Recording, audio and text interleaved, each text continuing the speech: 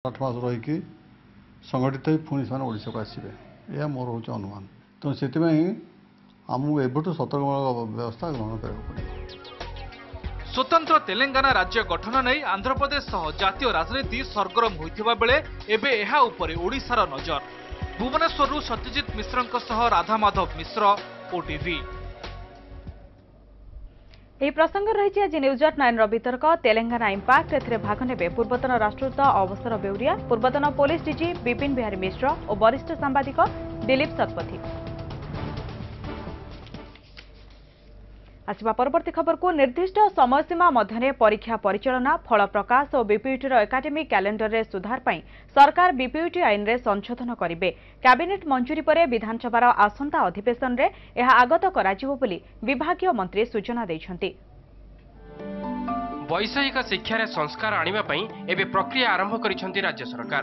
Biju Patnaik university of technology BPUT ଆଇନ 2002ରେ परीक्षा परिचालना और फलाफल पर निर्दिष्ट समयसीमार एकाडेमिक कैलेंडर रहिब। पिलांक विभिन्न समस्यार समाधान पर अभियोग सेल रहिब। विश्वविद्यालय प्रो भाइस चांसलर रहिबे वैषयिक शिक्षा और तालीम विभाग मंत्री। सेहीपरि रेजिस्ट्रार पदवी में वरिष्ठ प्रोफेसर बदल में प्रशासक नियुक्ति दिज्व। बीपीयूटी परिचालना को सुव्यवस्थित करने को एथिरे अनेक संशोधन प्रस्ताव रही। आसंता कैबिनेट बैठक में यह प्रस्ताव आसिब बोली विभागीय मंत्री सूचना दैछन्ति।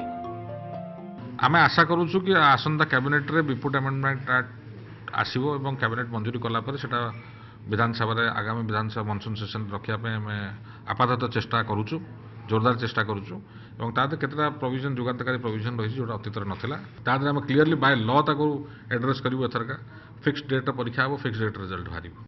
एही संशोधन पर राज्यर 98टी इंजीनियरिंग कॉलेज समेत बीपीयूटी परिचालन रे अनेक परिवर्तन आसीबो। बीपीयूटी रो प्रस्तावित एही संस्कार को नै आसंतु शुणा कौन रही छात्र छात्री प्रतिक्रिया। जपरिक बर्तमान विपुट देखा जाऊँगी ठीक टाइम परीक्षा हो पारनी और ठीक टाइम रिजल्ट बाहरी पारनी छात्र छात्री मैंने एक गभीर मानसिकता गति करुँच। तेणु यार जब संस्कार आसूची से संस्कार केवल छात्र छात्री मैंने उपकृत हो पारे और से छात्र छात्री मान सुविधा हे। एबे अनेक समय निर्दिष्ट समय सीमा मध्य परीक्षा नहेबा और फल प्रकाश न पाइबारु छात्र छात्री मध्य असंतोष देखा देउछि। एथिपई अनेक मेधावी छात्र अन्य विश्वविद्यालय को प्राथमिकता देउथिबार कुहा जाउछि। फल बीपीयूटी अधीनस्थ कॉलेज रे सीट पूरण हेउना। भुवनेश्वर थावीर सामल और हरिहर चांद का रिपोर्ट ओटीवी। पोस्को प्रकल्प को आगे नेबाकू केन्द्रर उद्यम। पोस्को को खंडाधार खनि प्रदान नहीं केन्द्र सरकार प्रक्रिया आरंभ करिसेंति। एने केन्द्र सरकार ओडिशा सरकार ठारू 7टी प्रसंग में स्पष्टीकरण मागिछंति। गत मे 10 तारिख में खंडाधार खनि उपरे सुप्रीमकोर्ट को राय आधार